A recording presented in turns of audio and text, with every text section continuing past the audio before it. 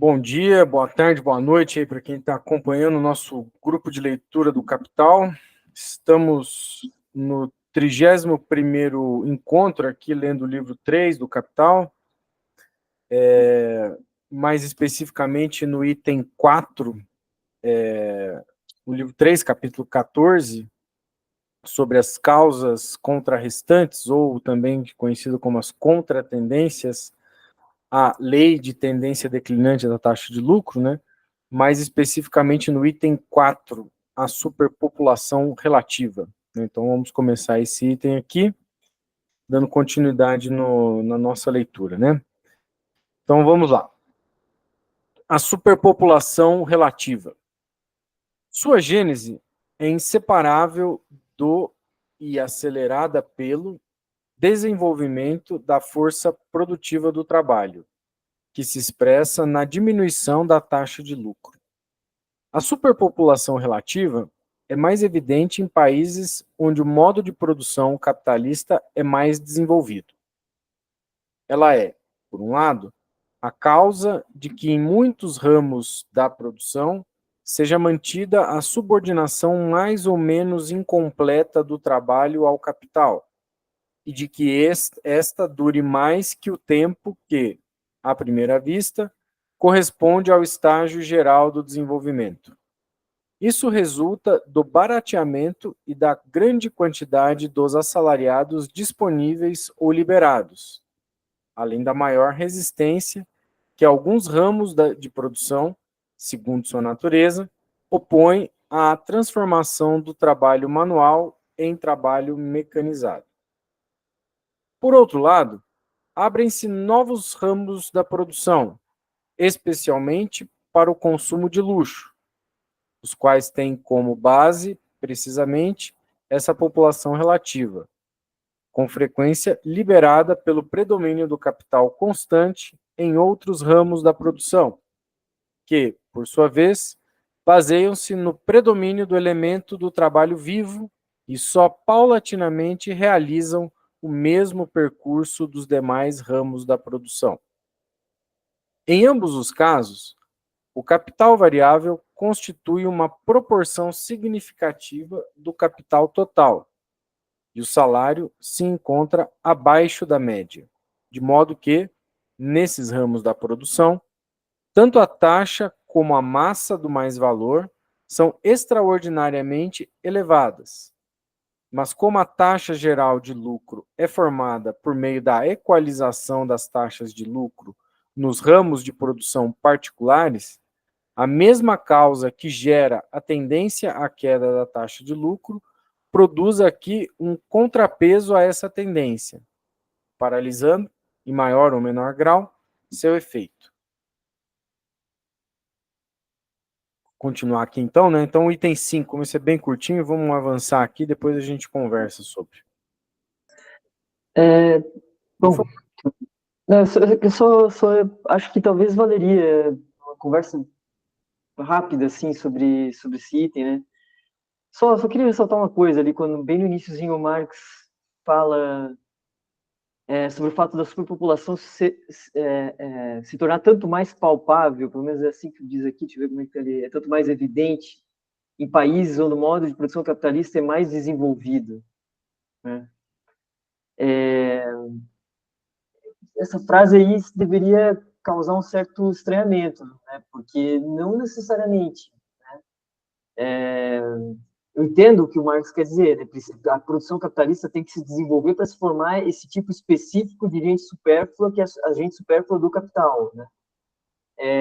Mas, enfim, a gente pode olhar para o caso brasileiro, por exemplo, né, na sua transição ali, né, do período colonial, né, ou da transição do escravismo para o assalariamento, e ver que também tem que se formar, digamos assim, por mais que o capitalismo ainda não esteja desenvolvido, também existe uma população supérflua ali, que justamente permite essa transição do escravismo para o assalariamento. Então, essa afirmação, por mais que eu entenda aqui o que o Marx quer dizer, assim, se tu quer ir precisamente no conceito, é isso, né? Desenvolvimento capitalista está dizendo elevação de composição orgânica do capital. Essa é a origem da superpopulação relativa, né? Mas se a gente olha a periferia, a gente vê que essa superpopulação relativa se forma de outras maneiras também. E ela tem que existir para garantir um rebaixamento de salários, mesmo em lugares em que o capitalismo ainda está engatinhando, né? Então, essa formulação aqui me parece, de novo, né, que são aqueles momentos em que o Marx faz uma boa descrição do desenvolvimento capitalista inglês, mas talvez a gente tenha que incorporar outras características do desenvolvimento da periferia.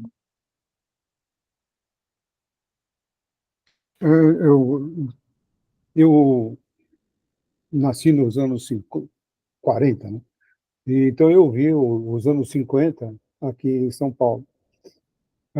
Em São Paulo, então, teve um processo de migração assim extraordinário nos anos 50, né?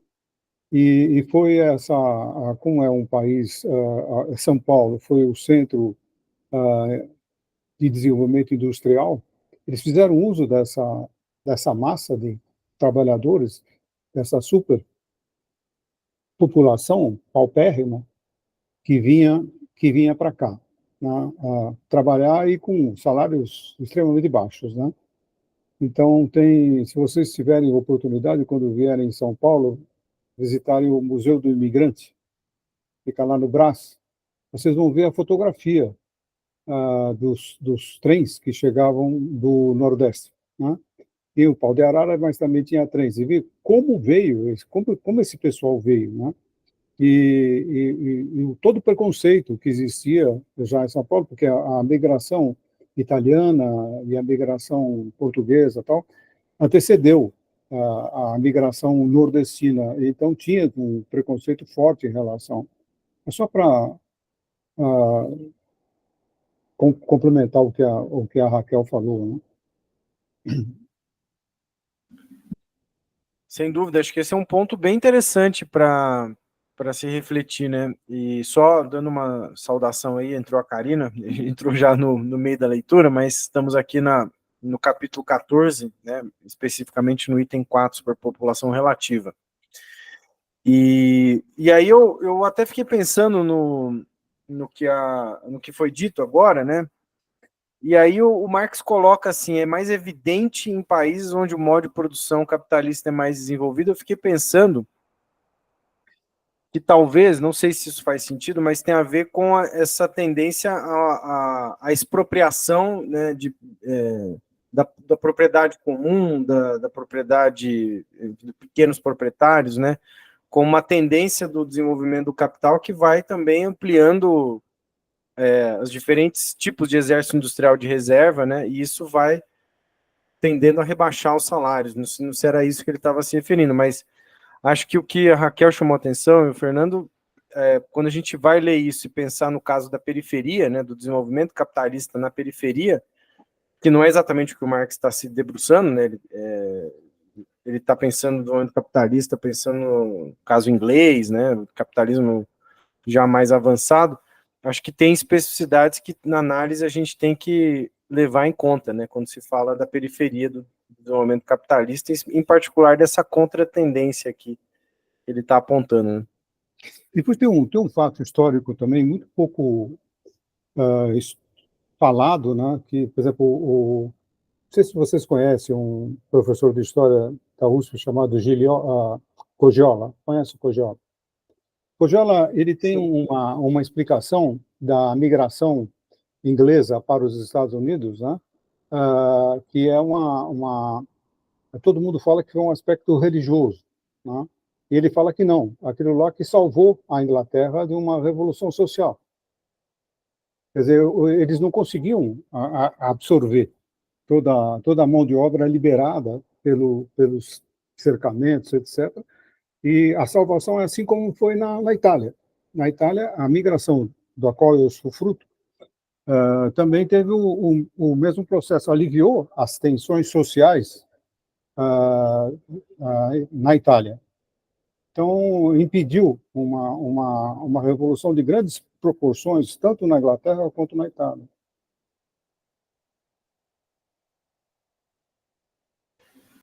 Esse é um ponto importante aí desse item, dessa contratendência, né? Vou então avançar aqui, a gente para item 5, né, desse capítulo, o comércio exterior. Na medida em que o comércio exterior barateia, em parte, os elementos do capital constante, em parte, os meios de subsistência nos quais se transforma o capital variável, ele atua no incremento da taxa de lucro, elevando a taxa do mais-valor e reduzindo o valor do capital constante. Em geral, ele atua nesse sentido ao permitir a ampliação da escala da produção. Com isso, acelera, por um lado, a acumulação. Por outro, acelera também a diminuição do capital variável em relação ao constante, e com isso, a queda da taxa de lucro. Do mesmo modo, a expansão do comércio exterior, que na infância do modo de produção capitalista constituía a base deste último, converteu-se, no curso de seu progresso, em seu próprio produto, por meio da necessidade interna desse modo de produção, de sua necessidade de um mercado cada vez mais ampliado. Aqui se revela outra vez a mesma bifacialidade do efeito. Entre parênteses, Ricardo passou totalmente inadvertido por esse aspecto do comércio exterior. Outra pergunta que, por seu caráter específico, na verdade, ultrapassa os limites de nossa investigação, é a seguinte, 2 pontos. Seria a taxa geral de lucro aumentada em virtude da taxa de lucro mais elevada produzida pelo capital investido no comércio exterior, especialmente no comércio colonial? Os capitais investidos no comércio exterior podem produzir uma taxa de lucro mais elevada, porque nesse caso, em primeiro lugar, compete-se com mercadorias produzidas por outros países, com menos facilidades de produção, de modo que o país mais avançado vende mercadorias acima de seu valor, embora mais baratas que os países concorrentes. Na medida em que aqui o trabalho do país mais adiantado se valoriza como trabalho de maior peso específico, aumenta a taxa de lucro, ao vender-se como qualitativamente superior o trabalho que não foi pago como tal. O mesmo pode ocorrer no caso de um país ao qual se enviam mercadorias e do qual se levam mercadorias. A saber, que tal país forneça trabalho objetivado in natura, numa quantidade maior do que a que recebe e que, apesar disso, obtenha a mercadoria por um preço menor do que se ele mesmo a produzisse. É exatamente como o fabricante que, utilizando um novo invento, antes que este se generalize, vende mais barato que seus competidores, e não obstante, vende sua mercadoria acima do valor individual, isto é, que valoriza como mais trabalho a força produtiva especificamente mais elevada do trabalho por ele empregado. Ele realiza, assim, um lucro extra. Por outro lado, no que diz respeito aos capitais investidos em colônias, etc., eles podem produzir taxas de lucro mais altas, porque nesses lugares, em geral, devido a seu baixo desenvolvimento, a taxa de lucro é mais alta. O mesmo vale para a exploração do trabalho com o emprego de escravos e cules, etc.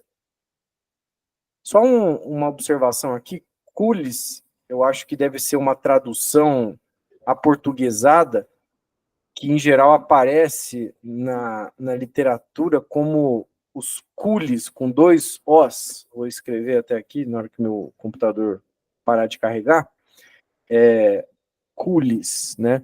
Que é aqueles trabalhadores que nas colônias inglesas, Guiana, na América Central, em particular, e também no próprio continente africano, na África do Sul, os ingleses levaram da Índia, né,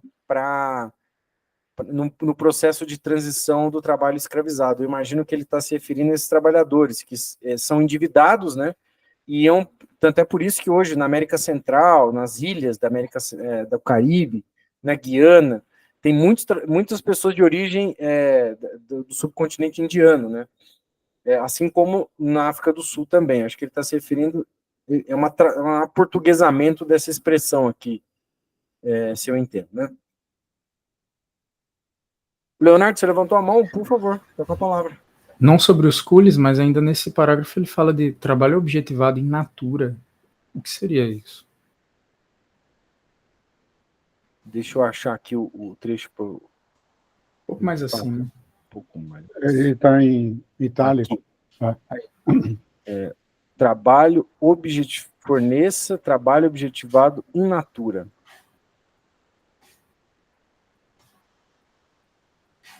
Olha, não sei se os colegas têm algum comentário sobre isso, mas eu diria que seria aquele trabalho sem mediação por máquinas, aquele trabalho direto mesmo, né, do trabalhador, a força de trabalho viva. Não sei se os colegas entendem exatamente nesses termos. Que seria mais um produto extrativista, né? Quer dizer, de minérios ou produtos agrícolas, né? Marcada de trabalho intensivo, né? Como o Leonardo falou isso, que eu entendi. Com capital constante muito baixo. Me parece que é por aí mesmo, né? Que ele está se referindo ao caso dos países menos desenvolvidos, vamos chamar assim, né? Que fornece matérias-primas. Né? Pouco processadas, no fundo, né? Isso. Perfeito. Então, deixa eu continuar aqui de onde eu parei. Só avisando, Karina, se quiser interromper alguma dúvida, alguma coisa, é assim que a gente procede mesmo nas leituras aqui ao longo dos nossos... Bem, obrigada. Não se compreende, pois, por que as taxas de lucro mais altas, geradas pelos capitais investidos em certos ramos de produção e remetidas a seu país de origem, não teriam de entrar, não havendo monopólio que o impeça, por nivelação da taxa geral de lucro, e assim elevá-la proporcionalmente. Tem uma nota de rodapé, para não passar muito, vamos já direto para ela, que o Marx vai dizer assim, né? É uma nota do próprio Marx, né? Nesse caso, Adam Smith tem razão ao se opor a Ricardo, que diz, 2 pontos.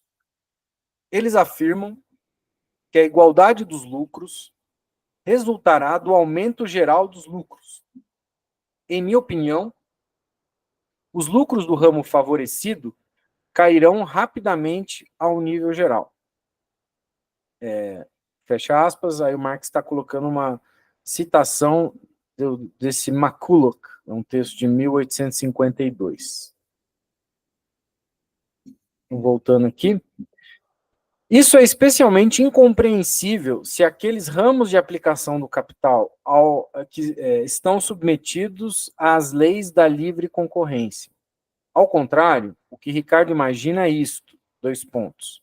Com os preços mais altos obtidos no exterior, compram-se ali mercadorias e se as remetem a seu país de origem.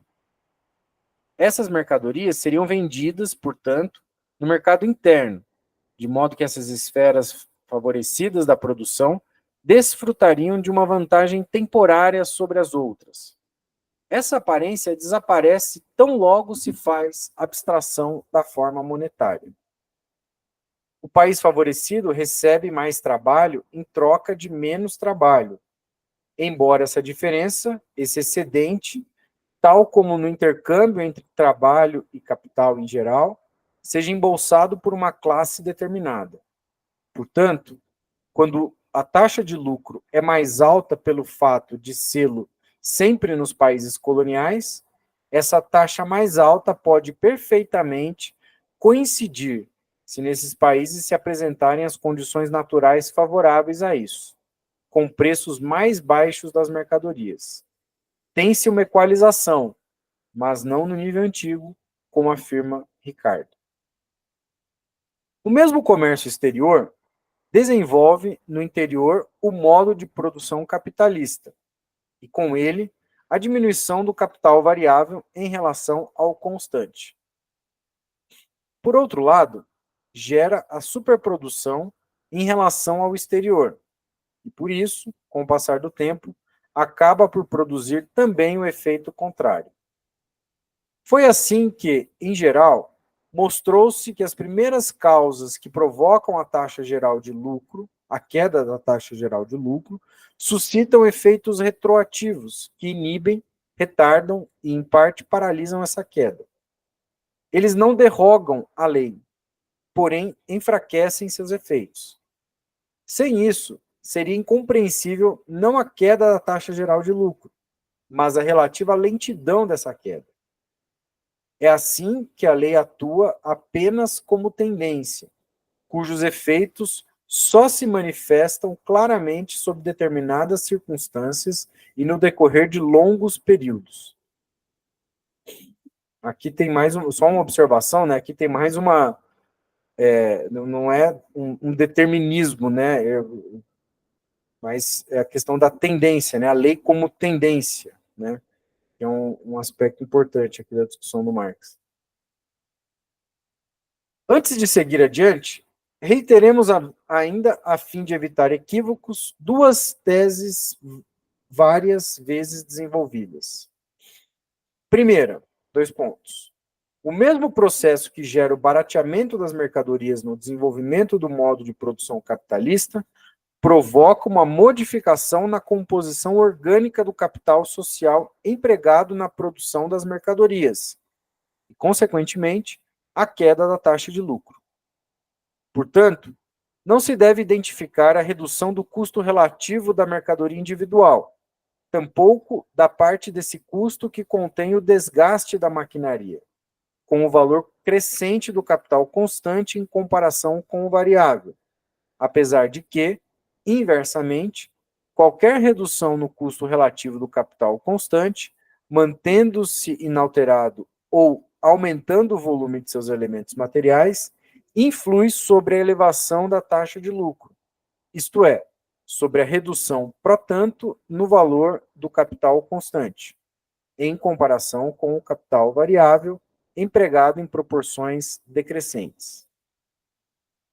Segunda tese aqui, 2 pontos. A circunstância de que nas mercadorias individuais, cujo conjunto forma o produto do capital, o trabalho vivo adicional se encontra em proporção decrescente com os materiais de trabalho nelas contidos e os meios de trabalho nelas consumidos, que, portanto, nelas esteja objetivada uma quantidade cada vez menor de trabalho vivo adicional, porquanto o desenvolvimento da força produtiva social faz com que menos trabalho seja necessário para a sua produção. Essa circunstância não afeta a proporção na qual o trabalho vivo contido na mercadoria se divide em pago e não pago. Pelo contrário, embora decresça a quantidade total de trabalho vivo adicional nela contido, cresce a parte não paga em relação à paga, seja por uma redução absoluta, seja por uma redução relativa da parte paga, pois o mesmo modo de produção que faz diminuir a massa total do trabalho vivo adicional numa mercadoria é acompanhado do aumento do mais-valor absoluto e relativo. A queda tendencial da taxa de lucro está ligada a um aumento tendencial na taxa do mais-valor, ou seja, no grau de exploração do trabalho. Por isso, nada mais absurdo do que explicar a queda da taxa de lucro com base num aumento na taxa salarial, embora exponencialmente possa ser o caso. A estatística só pode realizar verdadeiras análises da queda da taxa salarial em épocas e países diferentes, de devidamente compreendidas as relações que constituem a taxa de lucro. A taxa de lucro não cai porque o trabalho se torna mais improdutivo, mas porque se torna mais produtivo. Ambas as coisas, aumento da taxa do mais-valor e queda da taxa de lucro, são apenas formas particulares nas quais se expressa capitalisticamente a produtividade do trabalho. Terminamos aqui o item 5.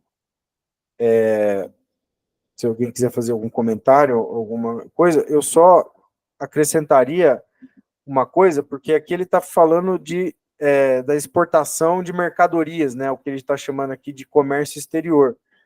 Mas eu acrescentaria que não apenas no que diz respeito a mercadorias, ao capital na forma capital-mercadoria, mas também capital produtivo, né? Isso talvez é um dos aspectos envolvidos com a industrialização da própria periferia aí no século XX, né? Na primeira metade do século XX, em particular, né? Capital produtivo alemão, francês, estadunidense, etc., sendo exportado para formar fábricas, etc., no Brasil, Argentina, etc., por exemplo. Né?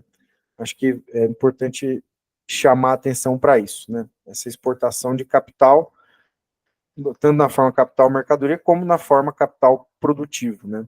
É um elemento de contratendência à queda tendencial da taxa de lucro. Mas, viu, acho que não só também exportação, né? A consolidação da divisão internacional do trabalho como um todo, né? Acho que essa parte inicial mesmo ali, antes de começar a falar do Ricardo, ali, o primeiro parágrafo, na verdade, ele está descrevendo o que foi a divisão internacional do trabalho, que até antecede um pouquinho o início da industrialização, né, dos países da periferia, assim, né?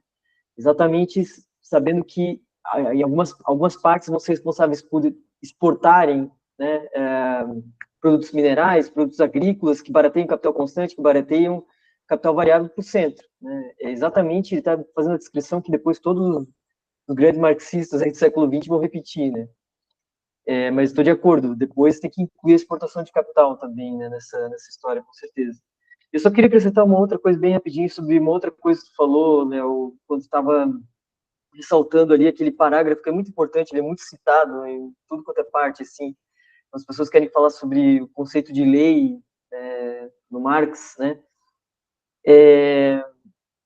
E eu acho que aquele parágrafo ali que fala, né, que a lei é tendencial e tudo mais, o Grespan que explora muito esse parágrafo, né? E ele tem uma coisa que ele fala que eu acho que é sempre importante, assim, esse trechinho aqui, talvez o Marx retoma bem isso, né? A gente pode chamar a queda tendencial de lei, diz o Grespan, porque, digamos assim, esse duplo movimento gerado pelo aumento da produtividade, ou seja, pode se converter em aumento da taxa de mais-valia ou pode se converter em aumento da composição orgânica do capital, que são movimentos contraditórios ali para determinar a queda na taxa de lucro, né? Mas esse duplo movimento é gerado por uma mesma coisa. Então, se tem uma única coisa que provoca um duplo movimento, então um aumento da produtividade do trabalho provoca tanto aumento da taxa de mais-valia quanto aumento da composição, a gente pode dizer que estamos diante de uma lei. E, ao mesmo tempo, é uma lei tendencial, porque, justamente, é um único movimento, aumento da produtividade, que gera dois movimentos contraditórios entre si. Né? Um tentando, digamos assim, contrarrestar, né, como diz o título desse capítulo aí, o outro. Né? Acho que é uma discussão interessante ali que o Grespan faz sobre isso, que vale a pena mencionar. Assim. Só para dar dentro desse assunto, vamos supor, ele fala assim, olha, o aumento do capital constante tende a diminuir a taxa de lucro. Tá? Então, o que eu tenho? Eu tenho um tratamento e eu tenho um efeito sobre a taxa de lucro. Então, vamos pegar um exemplo da medicina. Né? Eu tenho um tratamento e o tratamento, em relação à doença, eu quero saber se aquele remédio realmente teve efeito ou não teve efeito. Tá? É mais ou menos uma analogia com isso aí. Ele fala que isso causa aquilo. Tá? Eu estava louco para fazer um trabalho que falou assim, não, aquele Heinrich, lá, aquele camarada lá, alemão lá, tem uma palestra dele no Boitempo, ele fala assim, a coisa não é tão simples assim, né? Então, quando o cara fala não tão simples assim, existem outras variáveis que afetam ambas as partes, né? Então, do ponto de vista estatístico, tem 3 tipos de variáveis que podiam afetar isso daí. Tem eu vou falar só o nome delas, as confundidoras, as mediadoras, né? E os colisores. Então, tem uma parte da estatística que estuda isso. Então, o que você tem que fazer? Você tem que fazer um diagrama indicando o que influencia o quê, né? O que influencia o quê e tendo um tratamento, que é o aumento do capital constante, e o resultado, que é a taxa de lucro. E você faria todo o esquema de influências que essas duas variáveis recebem, né? Aí você resolveria o problema dele. Você fala assim, olha, o problema é que tem outros confundidores aí, tem coisas além disso que não é tão claro. Então, eu nunca vi um estudo dessa lei que pega esse modelo que é da medicina estatística, sabe? Eu nunca vi nenhum artigo assim, tá? Que você faz, olha, isso aqui influencia isso aqui influencia isso, eu capturo os dados e vejo se isso aí tem uma significância estatística ou não. Então, toda a polêmica que eu vi com ele com esse alemão aí, ele fala, bom, ele fala que um monte de coisa, que o Engels entrou de parceria aí, que o Marx não deu bola para isso e tal, mas ele não fala assim, olha, isso aí é confuso. Tá bom, então esclareça, né? Se é confuso, esclareça. E ele não esclarece. Ele passa e fala assim, olha, isso aí não é verdade. Bom, então isso aí não é verdade, prove que não é verdade, né? E tem demonstrações empíricas, Michael Roberts tem demonstrações empíricas disso aí, mas não demonstrações estatísticas, tá? Vai bem mais ou menos no estudo que você e o Leonardo e a Raquel fazem, que é um estudo sobre pegar os balanços dessas grandes empresas e tentar colocar na terminologia ou nos conceitos marxistas, né? Então, seria algo desse tipo, com o modelo da medicina estatística.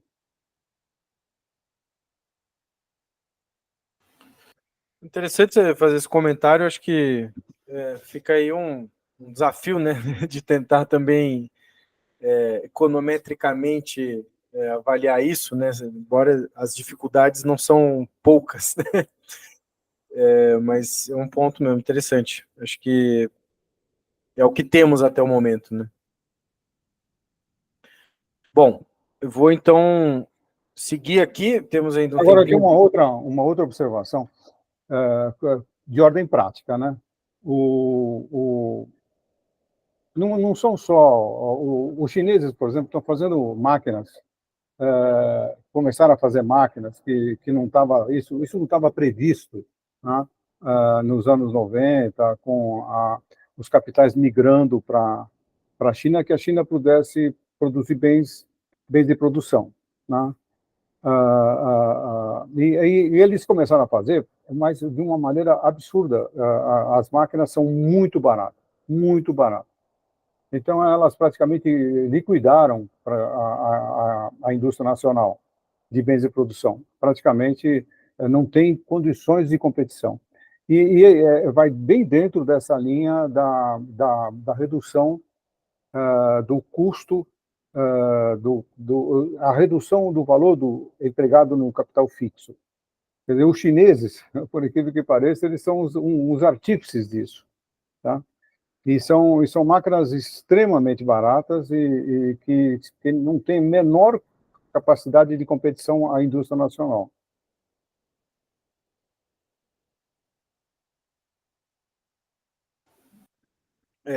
A própria escala da produção chinesa, né, é um negócio de dimensões inéditas, né?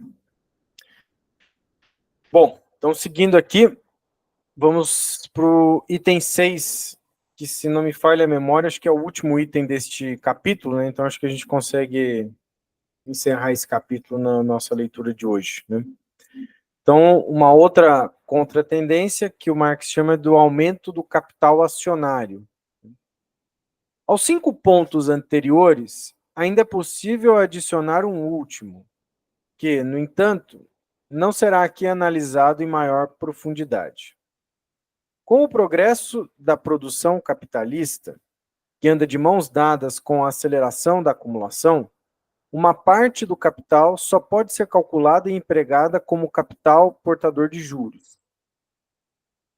Não no sentido de que todo capitalista que empresta capital contenta-se em receber os juros sobre o empréstimo, enquanto o capitalista industrial, embolsa o lucro do empresário. Isso não afeta em nada o nível da taxa geral de lucro, pois para ela o lucro é igual juro mais lucro de todo tipo, mais renda fundiária. E a distribuição entre essas categorias particulares é indiferente. Mas, no sentido de que esses capitais, apesar de investidos em grandes empresas produtivas, depois de deduzidos todos os custos, geram apenas juros grandes ou pequenos, os chamados dividendos. Por exemplo, em ferrovias, eles não entram, pois, na equalização da taxa geral de lucro, porquanto geram uma taxa de lucro menor que a taxa média. Se nele entrassem, essa taxa declinaria muito mais. Do ponto de vista teórico, eles poderiam ser incluídos nesse cálculo, o que geraria uma taxa de lucro menor que a aparentemente existente e que de fato vigora nas operações capitalistas. Pois é justo nessas empresas que o capital constante apresenta maiores proporções em relação ao capital variável. E aí encerramos aqui o item, né, bem curtinho essa do capital acionário, né, que de certo modo já o Marx está apontando como o desenvolvimento capitalista exige também o próprio desenvolvimento do mercado de ações, né, disso que chamamos aí de altas finanças, etc., né? Como também opera no sentido de uma contratendência ao próprio decrescimento da taxa de lucro, né? Mas aqui não, acho que vale destacar, não no sentido dessas teorias da financiarização, né, de que tem um em oposição ao outro, né, o capital produtivo em oposição ao capital financeiro, né, mas parte desse próprio desenvolvimento capitalista, né? Pelo menos é assim que me pareceu nesse item que o Marx colocou aqui. Bom, terminamos a leitura do capítulo 14, né? E acho que poderíamos avançar pelo menos um pouco aqui, que seja um item do capítulo 15, né? Que ele trata do desenvolvimento das contradições internas da lei de tendência declinante da taxa de lucro, né? Então, o capítulo 15 começa com o item 1, generalidades. Peraí, eu só queria fazer um comentário do ponto de vista político.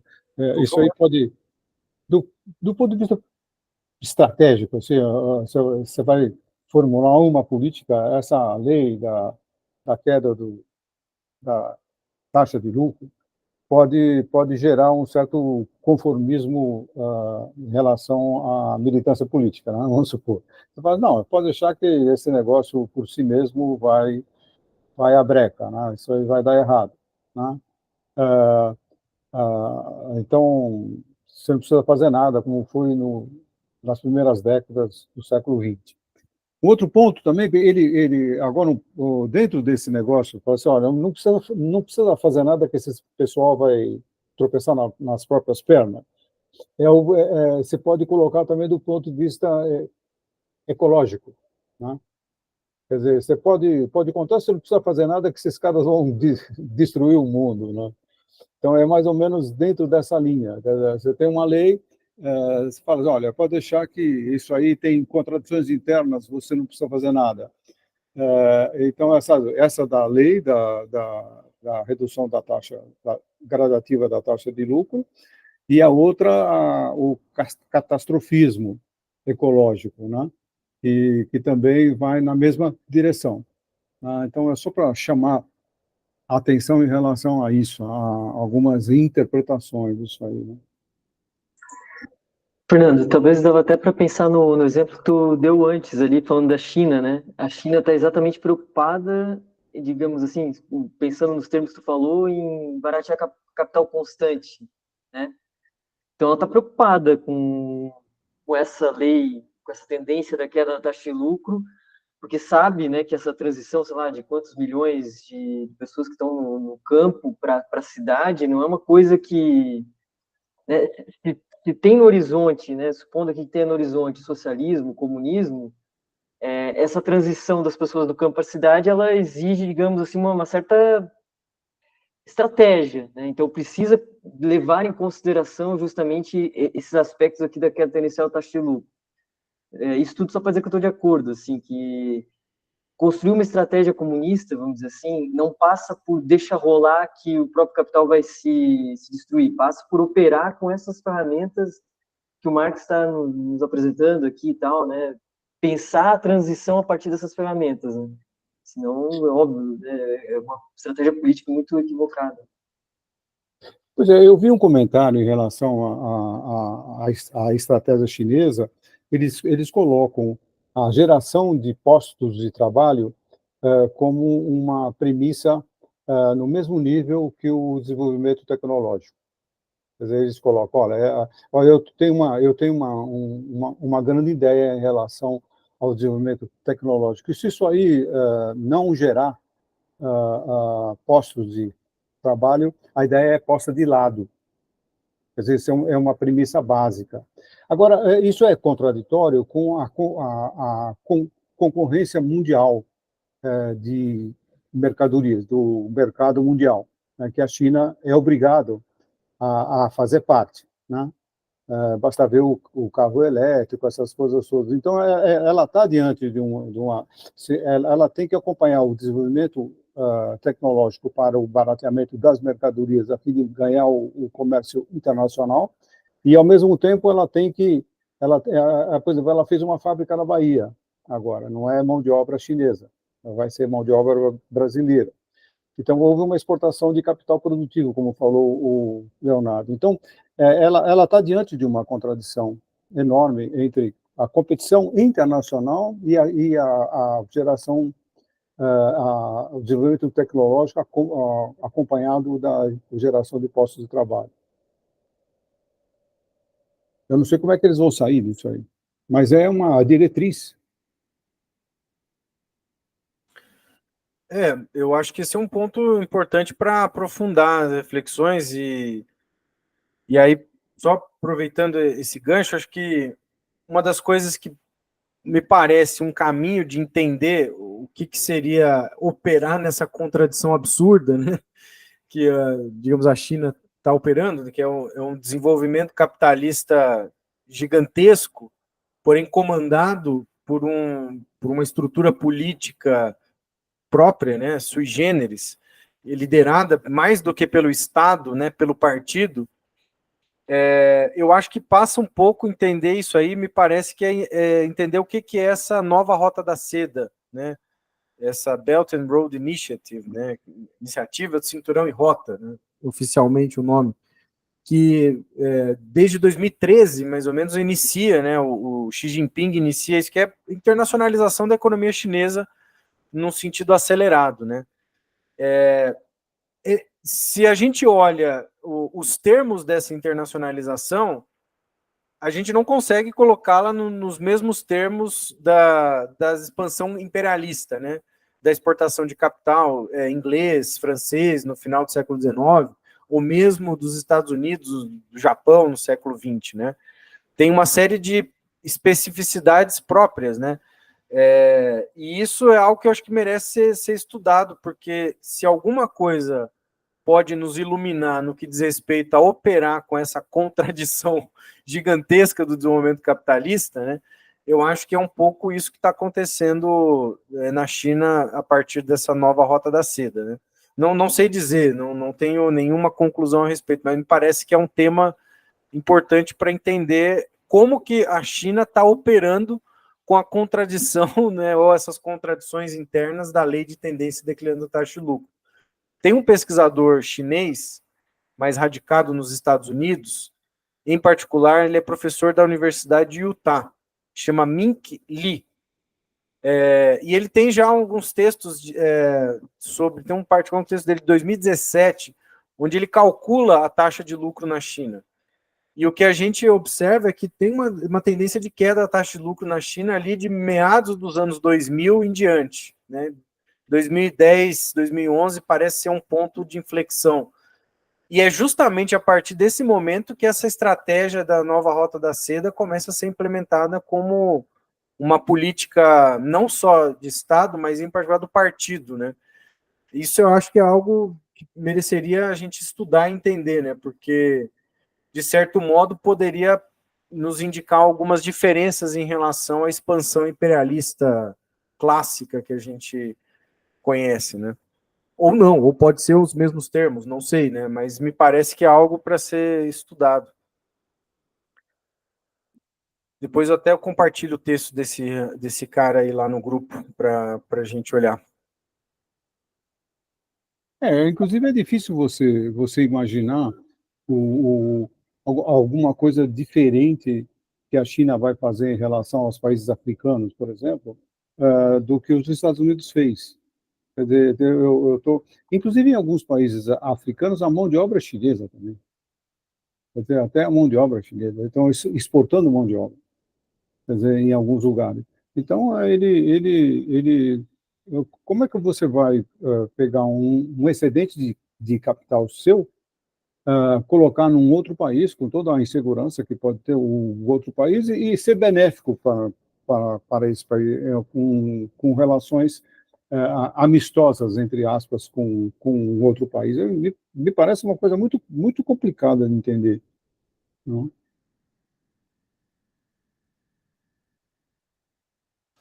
Não, sem dúvida, é bem contraditório mesmo. Eu compartilhei o texto, né? Depois eu mando lá no grupo de novo, mas está aí o texto desse rapaz que calcula a taxa de lucro na China. Compara com os Estados Unidos, Japão, para ver se é um movimento de longo prazo, né? Valeu por repassar. Oi? Não, valeu por repassar esse texto. Ah, sim. Bom, então, como a gente começou uns 10 minutinhos, né? Bom, eu não sei se a gente consegue avançar. Estou vendo aqui que é uma sessão muito longa, né?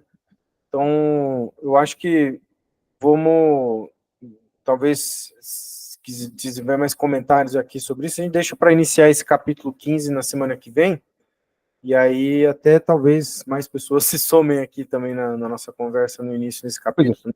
Eu só queria uma opinião de vocês. Eu tentei fazer aquele fluxo de variáveis que intervêm tanto na taxa de lucro quanto no desenvolvimento tecnológico, ou no aumento do capital constante, né? Quais são as variáveis que vocês acham que influenciam ambos? Por exemplo, como é que você fala assim, olha, tem uma variável que é o desenvolvimento tecnológico.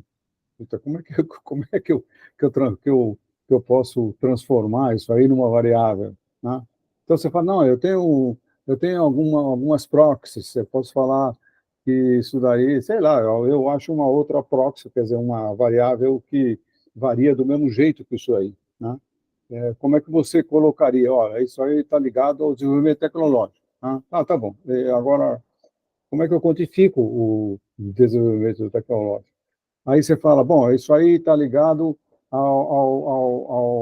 formação bruta do capital. Quer dizer, quanto do PIB está sendo dirigido para que eles chamam de ativo imobilizado. Quer dizer, você podia ter uma variável desse tipo. Tá? Eu pego isso aí do PIB, né? Eu pego isso aí do balanço estatal. Tá? Então, pegar essas variáveis indicadoras, né? Por exemplo, o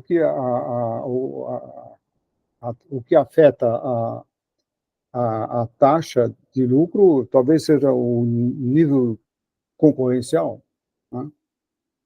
Quer dizer, o tipo de mercado que está aí, se é um mercado concorrencial, qual é a estrutura de mercado, né?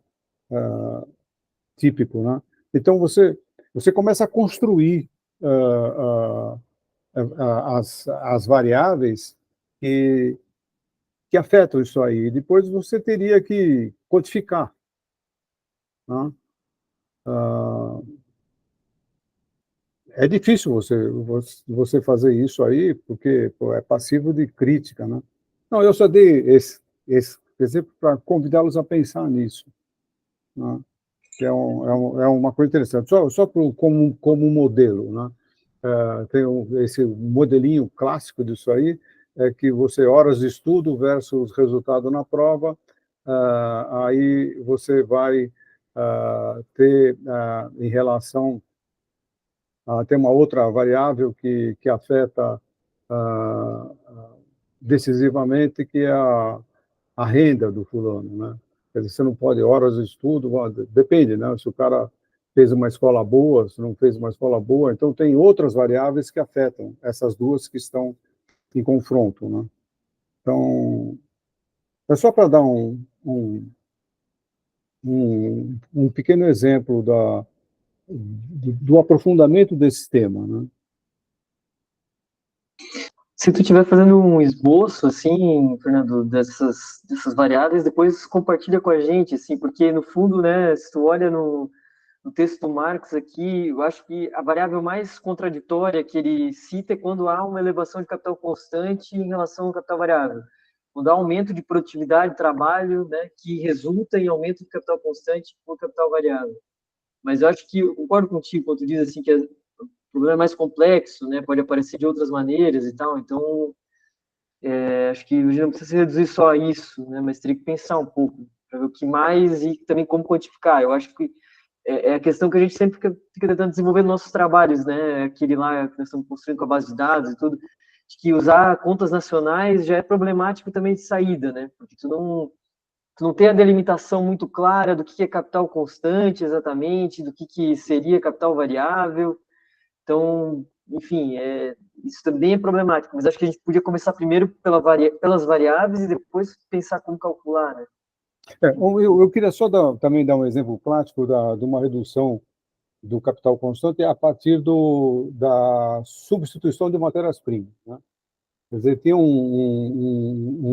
os carros estão ficando cada vez mais, bom, estou falando de carros a combustão, ficaram cada vez mais leves, né? Quer dizer, você faz estudos de materiais que são muito mais resistentes e são mais leves. Então, você tem e são mais baratos. Quer dizer, então, aí é uma redução, não é um aumento da máquina, mas é uma redução é uma mudança na matéria-prima que reduz o preço. Quer dizer, então, é uma contratendência em relação a isso. Quer dizer, eu estou substituindo matérias-primas por matérias-primas mais baratas, né? E não só investindo em máquinas mais produtivas. Quer dizer, os insumos estão sendo trocados também. Isso aí se viu muito nos automóveis, que tinham uma relação com a participação do plástico no automóvel. Era metalúrgico, agora ficou de plástico, por exemplo. Então, diminuiu o peso e diminuiu o custo, diminuiu o preço da matéria-prima, né? Então, é só para alguns exemplos. Acho que tem que pensar. Eu acho que é um bom questionamento. Qual variável a gente poderia, né? Não sei dizer, mas acho que é algo que precisa ser refletido, sem dúvida. Você falou dessa questão do plástico, né, da redução do plástico. Eu acho que o Marx, eu não lembro agora qual capítulo, a gente leu no livro 3, ele menciona sobre isso também, né? E aí eu me lembrei agora, tem a questão, por exemplo, da bateria de lítio, né? O lítio é um material que tem sido cada vez mais utilizado na indústria, né? Porque ele segura mais, ele tem uma capacidade, as baterias, não sei exatamente o processo físico-químico ali, mas ele segura mais a energia, né? Ele consegue durar mais, né? Isso também, de certo modo, deve afetar essa relação da composição orgânica, eu imagino, né, no tempo. E também a próprio rendimento desses automóveis, essas maquinarias que diz respeito ao combustível, né? Os carros, mesmo esses ultra potentes tecnológicos, eles consomem menos do que consumiam os carros nas décadas anteriores, né? Esse próprio progresso da indústria acaba conduzindo a isso, mas eu não saberia dizer uma variável específica para se, digamos, mensurar o progresso técnico. Não sei se era disso que você estava se referindo, mas É. acho que caberia pensar, refletir. Tenho dúvidas se a gente vai conseguir encontrar uma única variável, né? Não, tem muitas, tem muitas. Tem muitas, né? Eu acho que talvez é um esforço de pensar um modelo mesmo, né? De quais seriam os elementos que estariam associados com esse progresso técnico, né? É uma questão para se pensar. Do ponto de vista da contabilidade de empresas, eu acho que aquela rubrica do capital fixo que diz respeito ao intangível líquido, porque ali está contido também royalties, né? E o pagamento de royalties pode ser também por causa do uso de tecnologias, né, de etc. Então, isso poderia nos indicar um certo progresso técnico ali, mas ao mesmo tempo tem coisas que não estão envolvidas. Então, como é que separa isso, né? Não é tão simples. Tem o pessoal que trabalha com contas nacionais, tem uns pesquisadores lá do Rio Grande do Sul, é o Adalmir Marchetti, o Alessandro Miebar, que inclusive estão no grupo lá do GT. Eles publicaram, tem alguns trabalhos, né? Mas em particular, ano passado saiu um deles na Revista de Economia Política, onde eles mensuram a taxa de lucro no Brasil de 47 até os tempos recentes. E aí, na formulação teórica, eles calculam uma medida que, em termos marxistas, é até meio absurdo, né? Porque eles calculam uma medida que chama produtividade do capital. Pegando essa coisa da formação bruta de capital fixo, não lembro agora como é que eles dividem, mas acho que é em relação à renda, é alguma coisa assim. E eles calculam essa medida e, segundo eles, seria uma proxy do que seria o progresso técnico, né? Mas do ponto de vista marxista é meio não, é bem, digamos, inadequado falar em produtividade do capital, né? Afinal, produtividade se fala produtividade do trabalho, né? É um palavrão, né? Ficava sendo um palavrão. Mas, enfim, acho que é uma fronteira aí para se pensar, sem dúvida. Tá bom, tá legal. Bom, não